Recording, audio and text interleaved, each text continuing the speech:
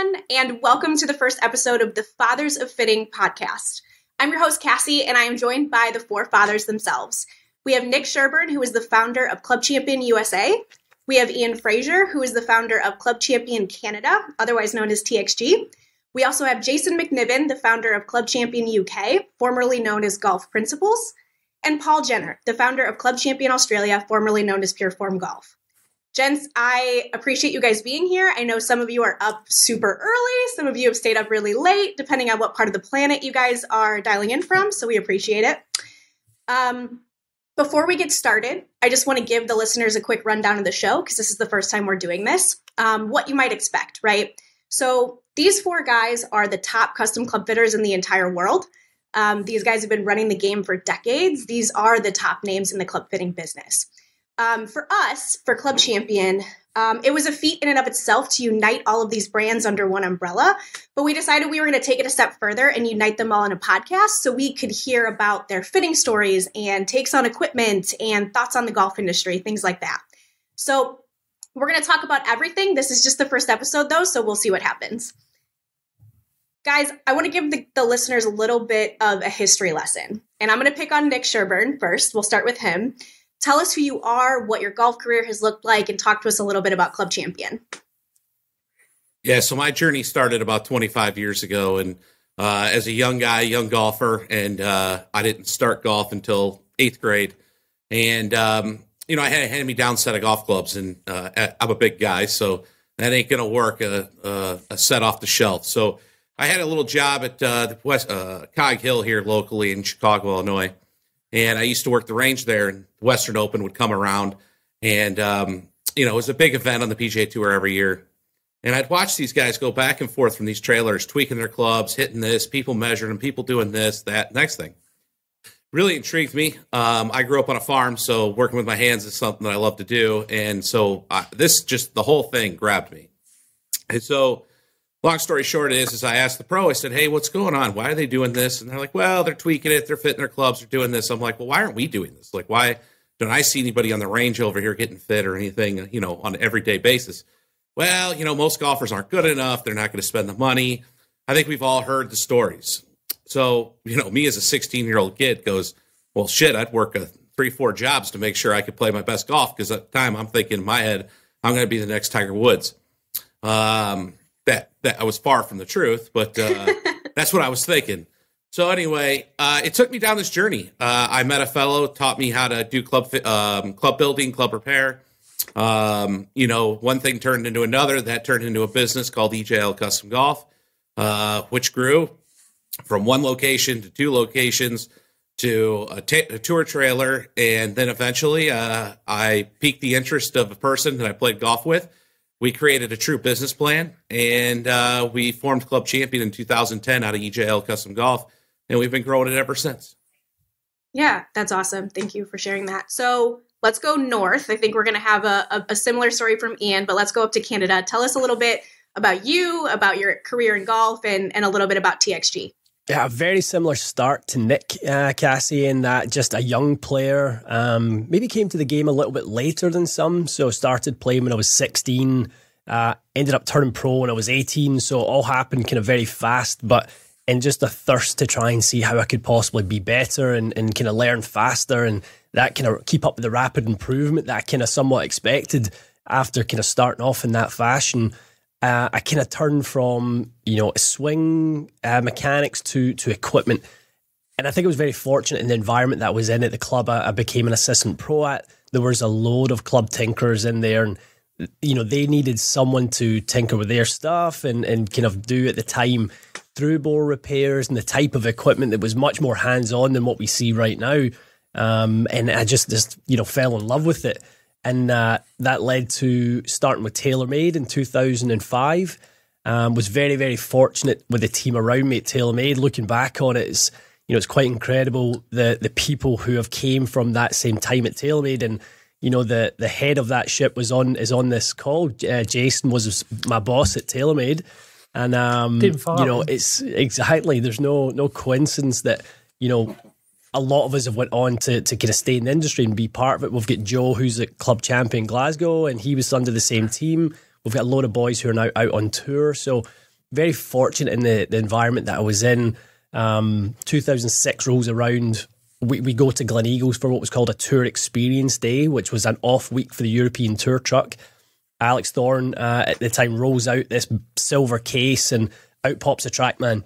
And I still always remember the day and just the kind of world seemed to change in front of me at that time. You know, that we had all these answers to questions of, you know, how to move spin and launch and speed and all these sorts of things. And, you know, the evolution of technology was moving so fast at that time. You know, aftermarket shafts were becoming a big thing. And, you know, that kind of played out at the time and when I was just getting immersed in it. So, you know, roll on a few more years and I moved to Canada, get involved in a brand agnostic club fitting company, fall in love with that, have my own visions of how I would like to do, you know, that side of things. And TXG was born and that leads us to where we are today. Yeah, the rest is history, if you will. So we'll go from north to south. So we'll skip over to Paul in Australia. So tell us a little bit about you, your career, and the brand that you founded. Yeah, so basically golf pro straight out of high school. Wasn't good enough as a player, sort of went off track a little in my late teens and my golf sort of slipped a bit, but was one of the top juniors in the country for my whole junior career. Did my PGA traineeship at 18, finished at 21. There wasn't many opportunities back then, but my first boss, when I was a trainee pro, he was a Henry Griffiths club fitter. So that was my introduction back in the 90s. That was the cool thing, right? There's no tech. It was just, let's make it 2 inches long and hit it miles and use a lie board and all that sort of stuff. So that was my introduction. He was a club maker. We used to do all the repairs and that for the South Coast. So I grew up in a country coastal town. So there's 12,000 people. And in the country over here, they're 20 years behind the city. So I was remaking wooden heads, relacquering, binding heads, knocking out pins in old Hogan irons. And that was sort of my favorite part of the job, being, you know, I didn't want to be a club pro. I got into the coaching after I finished my traineeship and really didn't enjoy it. And then so I moved into a big box retail store where I started taking over the fitting.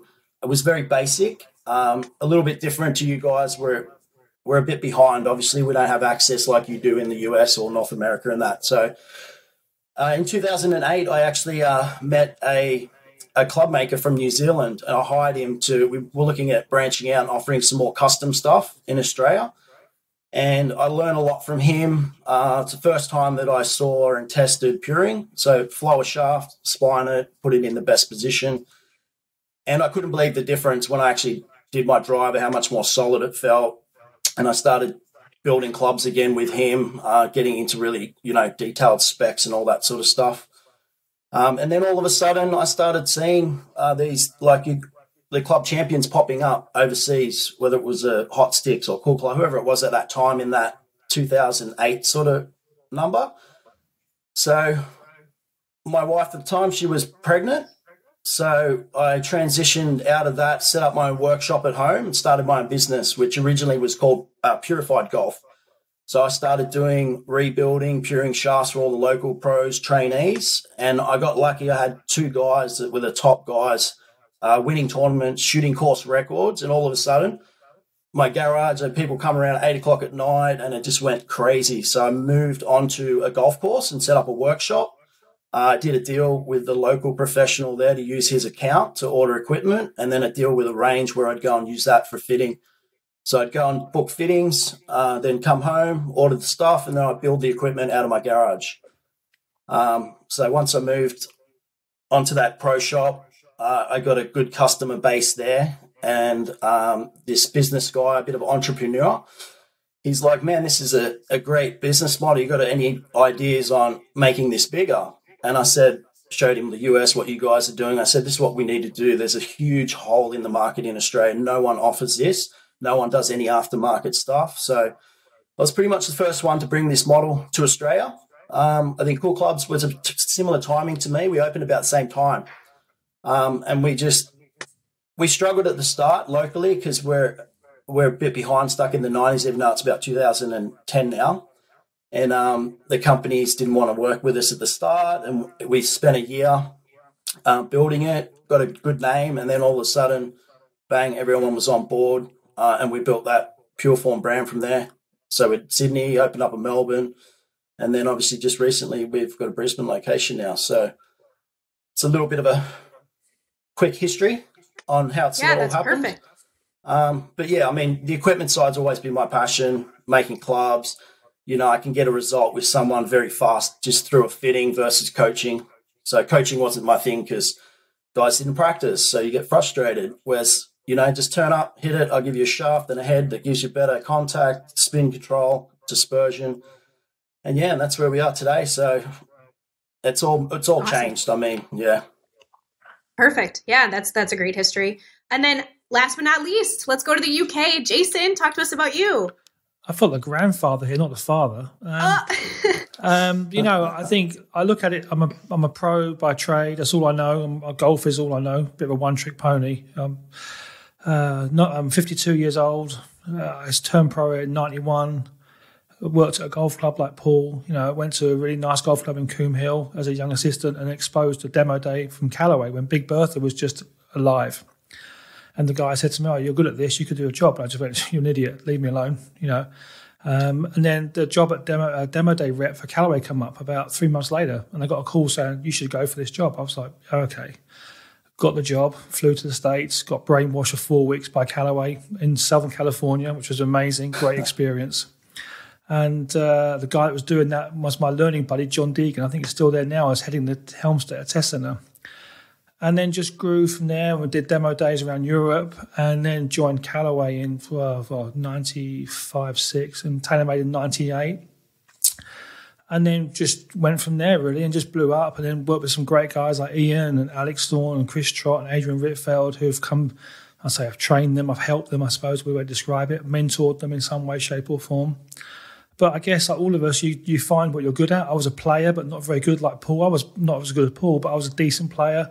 Just had a snap hook in the bag that killed me every time I played. And then you find you're good at something, and then ego kicks in, right? You then turn around and say, I'm really good at this, and you get some great results, and people are winning with your clubs, and people understand that you're the guy for product, and you have an eye for a swing, and matching that to a product, and it all just blew up from there, really. So I was actually double dating. I had a job at TaylorMade, and I was doing the studio at evenings and weekends, and even at lunchtime TaylorMade, nipping out at lunchtime, doing a quick fit. And just surviving on 2 jobs. You know, we sold matrix shafts from a downstairs toilet as a UK distributor. So, you know, it was just one of those things. We just did what we did. And I've always loved product, always been a product guy. And then, you know, Ian's worked for me and Joe's worked for me and a few other guys have been great. And the boys in Basingstoke have always had my back and surrounded me. And it just grew from there. And Nick Sherburne sent an email about October 18 months ago and said, can we have a chat? And I was like, yeah, fine. Think it's one of those chats that's going to be on the internet for Zoom and product. And it blew up from there, really. So that was a quick history of me. But I've always been a golfer. It's what I do for a living, you know. It's what I am. You know, it's what we do. You know, we don't have a job. I haven't got a job. I come to work. I help people. You know, the fact that, you know, I'm very grateful that I don't have to feel like I get up in the morning and have to come to work. It's not like that for me. That's amazing. Never has been. I mean, you guys are all golf nerds. It's okay. It's okay to be a golf nerd. I think that people who are listening and watching this can kind of, you know, feel that vibe too, because if they're interested in fitting, they're also a golf nerd. You guys all said it in some way, shape, or form, right? The goal of a custom club fitting is to help people enjoy the game more, to lower their scores, just have a better game. And I think that's what all of us are in the business to do. So to kind of help the listeners and viewers understand a little bit more about the fitting process and the philosophies, I'm actually going to pick on Ian this time. I'll start with you. Talk a little bit about how you feel our collective philosophy and our process is a little bit different and a little more in depth than what you might find with other people who claim to offer a fitting. I mean, there's so many layers to it, Cassie, and I think that's something we always talk about with club fitting. There's so many layers to club fitting. That term is kind of widely used and overused, and people consider to be a fitting big box or you know, green grass, and then they come to places like Club Champion, and when they come through our doors and they see the amount of shafts, heads, the technology that we have, they realize it's different. Very, very quickly they realize it's different. And then the question goes to, well, how do you guys narrow it down from all of these options, all these tools that we have in our toolbox, all these solutions to the problems that the golfer has. How do you navigate that? And the reason we do that, or the way we do that, is we live in that world day in, day out. Like Jay said earlier on, it's what we do, is understanding every single profile on the wall. So we have a built-in filter system, so that when somebody brings us their game, which is a set of problems, we just look at all the tools we have as a set of solutions. So, we have that in-depth knowledge. We're not living two lives of, some places may be, teaching and club fitting. Some may be, working in a pro shop, then going out and doing the odd fit at night. We are purely club fitters in the purest sense. And, it's what we study. It's our true passion. And I think Jay said something that kind of really resonates with me as well, is it's about the customer and the customer care. So, we've always kind of set, our stall out to be a customer service centric company that specializes in fitting golf clubs. And I think because we care for the customer, we're that more willing to go the extra mile. And I think the tools, the passion, the kind of, the philosophy around customer care, I think when you package all that together, I think it is a very different proposition. Yeah, I agree with that. Jason, I know you have kind of a varied background as well. So do you have anything to add about how the Club Champion approach is different, whether it's technology or the fitters or anything that you feel sets us apart? I think you've got to look at the options. I've said this before. I think we collectively are a shaft business that sell heads as well. We find people, and this is what's changed over the years. When I did my training at Callaway, when Dave Rodey trained me, it was head, shaft, grip. In that order, that was it, regimented. And I tend to work now shaft first and then find the head, because we have that agnostic system where you can put different heads on different shafts. You find the shaft, you then get the head and launch, the spin, the feel, the sound, whatever you want to look at, shiny, glossy, colourful, you pick what you want. But we know that within your certain launch window, these few heads are going to be what is going to work for you. And you, the customer, choose what you like the visual. It's like buying a car or a watch, right? One guy buys a BMW, one guy buys an Audi. They're both beautiful. Which one do you like? So that's how I sort of treat. I've trained the guys to fit, how I've helped these guys. Hopefully some of them, get better at their skill set. And like Ian said, it's a constant learning process. There's new shafts coming out. We're ahead of that. We're at the vanguard of that shaft business. If it's new, we've got it or we've tested it. And if we've tested it and we like it, it's on the shelf. We are a results-driven business. At the end of the day, it's like a football or soccer, sorry for the US guys, manager. You're in a results business. If you don't get results, people don't come back, right? It's real simple. The customer tells you what's going on. And that's why hopefully we all sit here today as guys that know what we're doing, because our customers keep coming back year after year or cycle after cycle and trusting us with their games. And that's what we do. We earn their trust. We earn their trust. It's not given. Sure. It's not given. We earn it.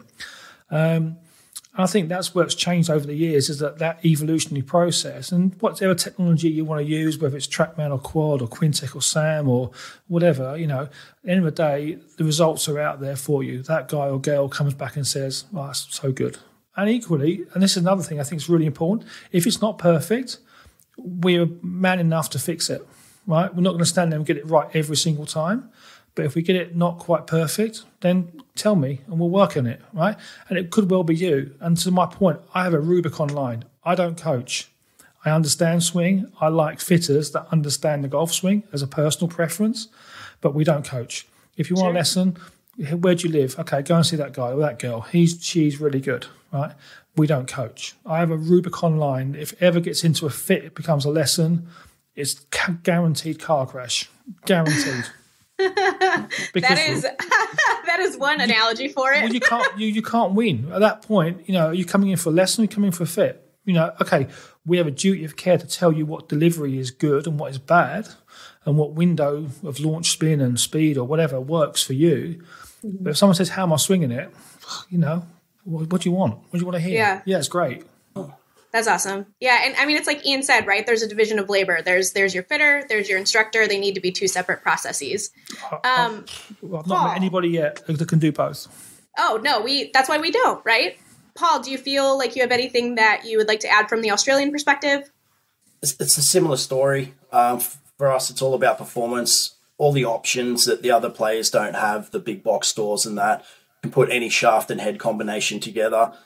Most golfers are pretty open once you talk them through what you're about and what you do, and it's about results. So for us, same thing, key, shaft first, shaft, get the right profile that loads and kicks so they time the ball sweet. And then we look at the head to dial in that launch and spin and dispersion in that order. And it's the same process every time for all my fitters do the same thing.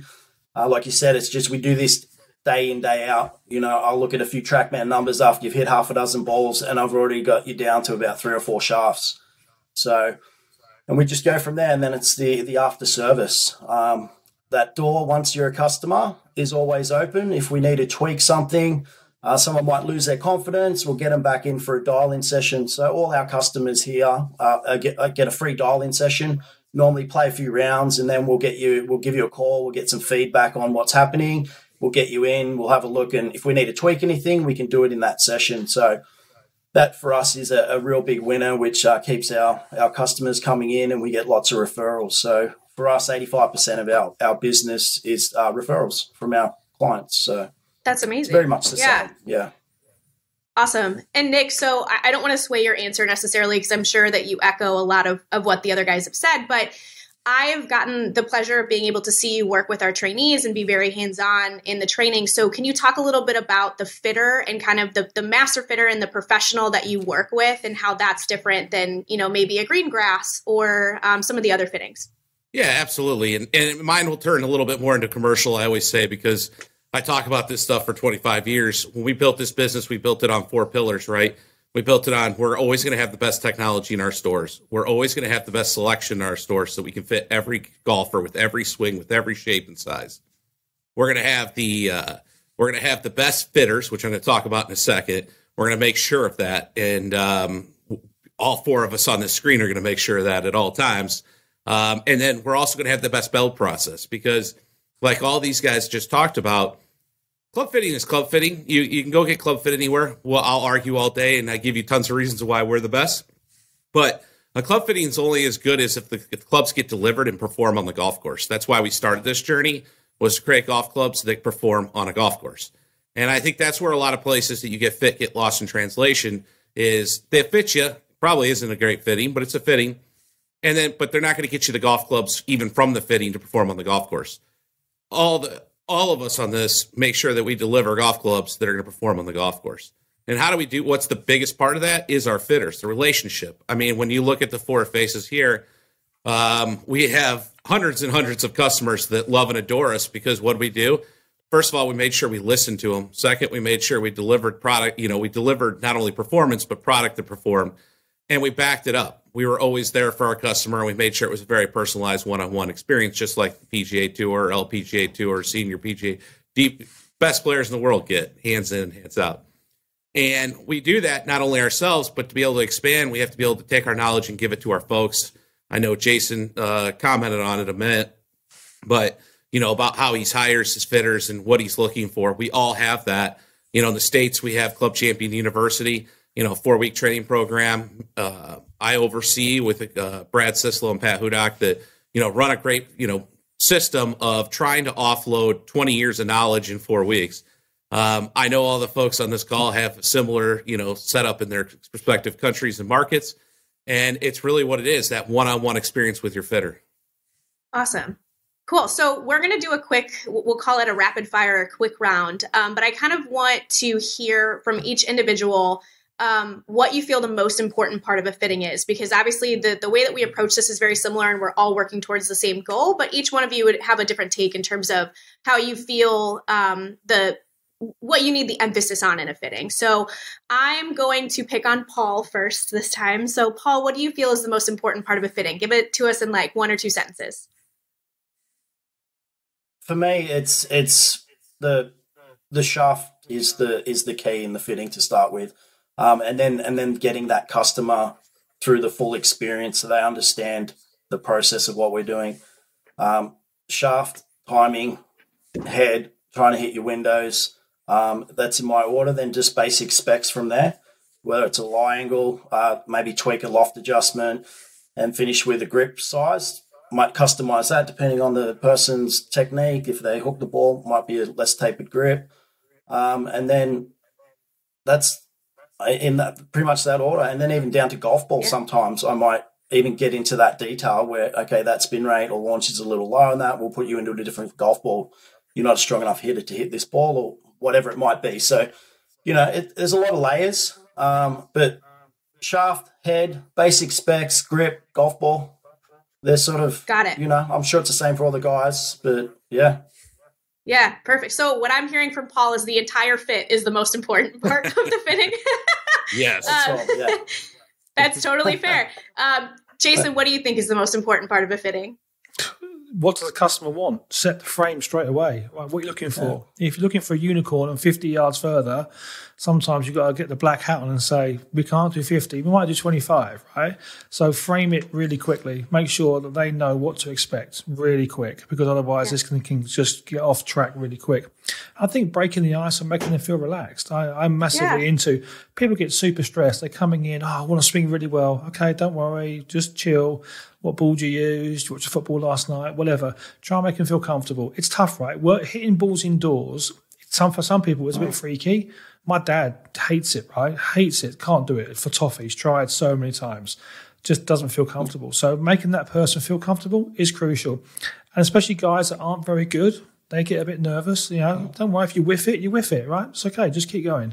Yeah. And that's really important. I mean, all the stuff that we do day in, day out, we take for granted, right? Yeah, that's your spin, that's your ball. Yeah, do this.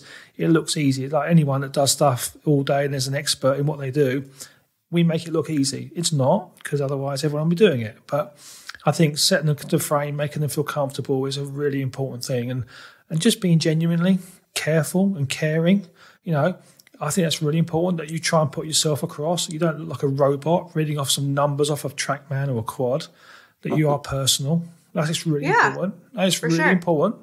Because there's a bit of you in every club you do, right? And then there's, if it's not, then you're in the wrong business, you're in the wrong trade.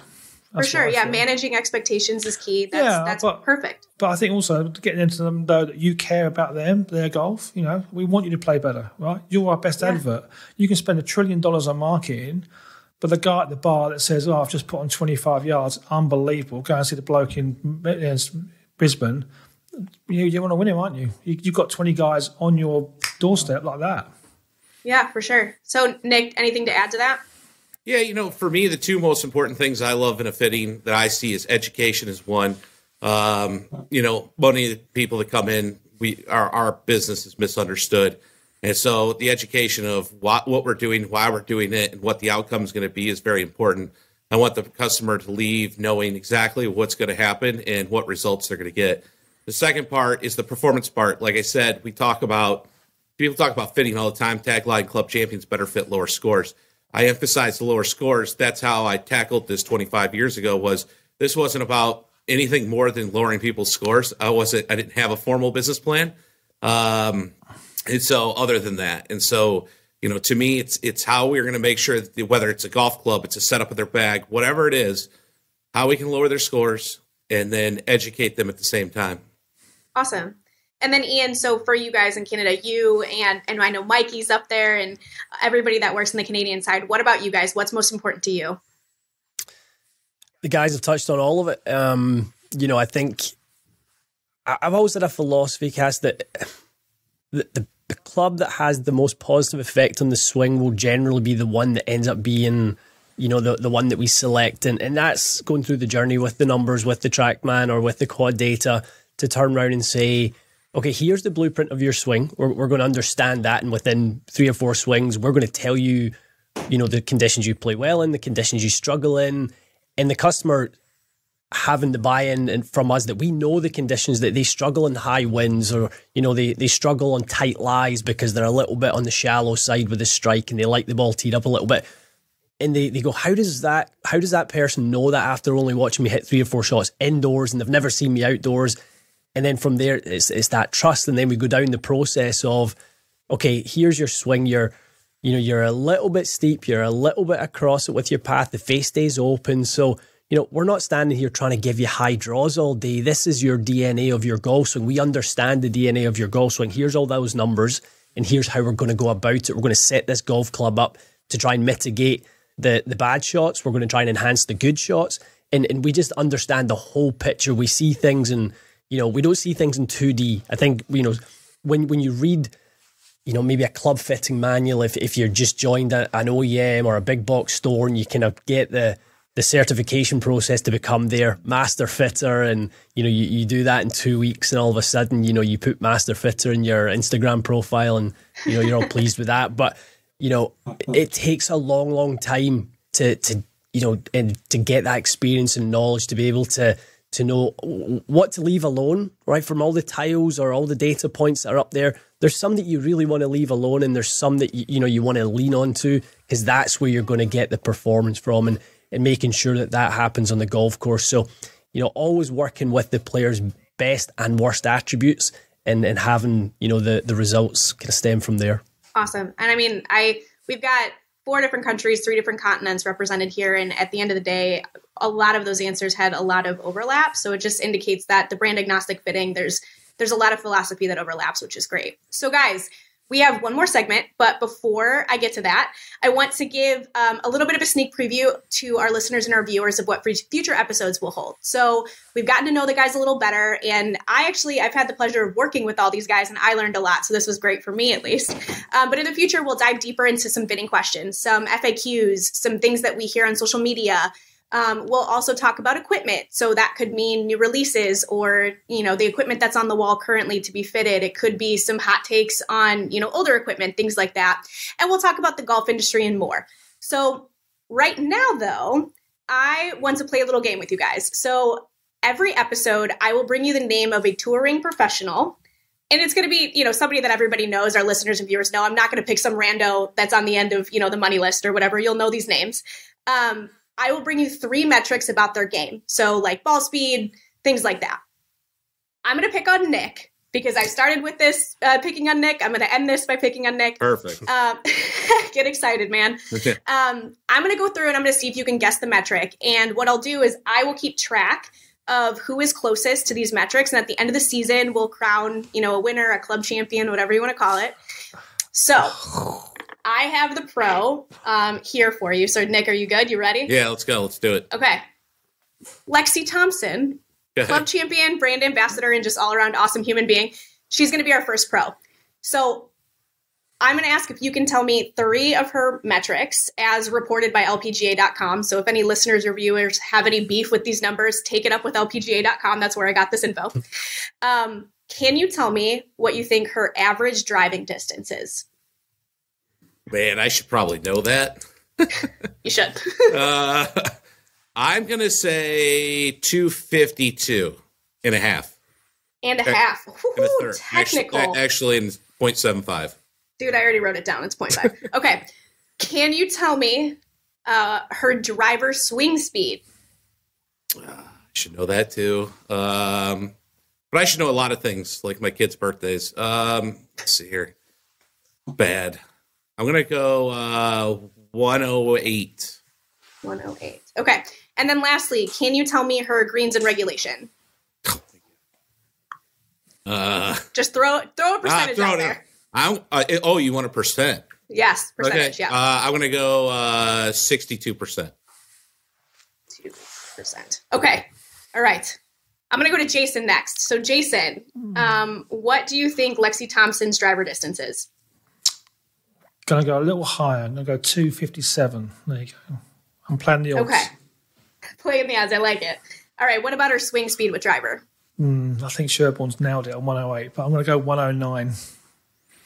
Okay. All right. And then the greens and regulation percentage? Low. I'm going to go 55. 55. Oh. Because it gets so steep on those wedges, she could miss a green with a wedge. Ooh. Oh, don't tell Cobra. Don't tell Cobra you said that. You awesome. Okay. You got it. You called it. That's it. Yeah. All right, Paul. So can you tell me what you think Lexi's driver distance is? I'll go 262. Oh, he's done the other one. Okay. Swing speed with driver. I'll go 107. 7. Okay. And then greens and regulation percentage. Go 56. Oh, no, it's 6%. Not fair. Oh, no. This is what Ian gets for... I called on Ian last, and now he's mad. Okay, Ian, last but not least, Googling. End it strong. Driver distance. 265.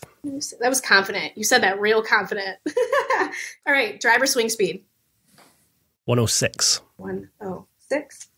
Greens in regulation percentage. See, I'm going to oppose Jace a little bit because I think the putting is where Lexi maybe struggles most. I don't think it's as much with the greens and regs, so I'm going to go higher than the boys. I'm going 67%. Good. 67%. Okay. So the way that we're going to do this is there will be basically 3 points available every episode because my guess is, one of you will win driver distance and so on. So three points available. Before I tell you who won, I will tell you the answers. So Lexi's average driver distance is 277 yards. Whoa. Wait. Uh-huh. You know what? I guess they're looking at it from like a total on ShotLink, right? Yeah, okay. Talk to LPGA.com, bro. We need to get a phone. Can we get phone of friends on this? So we yeah. This is why I started with an LPGA superstar, because even though we're all familiar with Lexi, this is a little bit harder to wrap your head around because we don't get to see them as often, So her driver swing speed, I would have accepted one of two answers and one of you said one of them. The official answer is 105 miles an hour. I also will accept 106, which is what Ian said because Lexi has been quoted as saying 106 miles an hour. And then greens and regulation percentage. So this is wild, and I'll tell you why. So the answer is 62.5%. Nick said 62%, so he is the closest. Here's why that's interesting. So this year, they have her ranked as 118th in the field with that percentage, but last year, her greens and regulation percentage was 77.2%, and she was second in the LPGA. Yeah. Wow. Right? So she hasn't had as many starts. We're early in the season, whatever. It'll get better as we go, right? But to say that, last year she was 77.2%, that's insane. Mm-hmm. Yeah. She either needs a new driver or new irons. Yeah. Again, don't tell Cobra we're having this conversation. I had that with the Shambo. I think Cobra might agree that she needs some new irons. Yeah. Those irons have been in the bag a while. That's true. Years. Yes, we did get to talk to her at the PGA show, and it's like, I don't even remember this model. Okay. Yeah. So it looks like Ian was closest for driver distance at 265. Ian was closest for swing speed at 106, and then Nick was closest for greens and regulation at 62%. So Ian is leading the pack. Well done. You guys gotta come ready next time. Early win.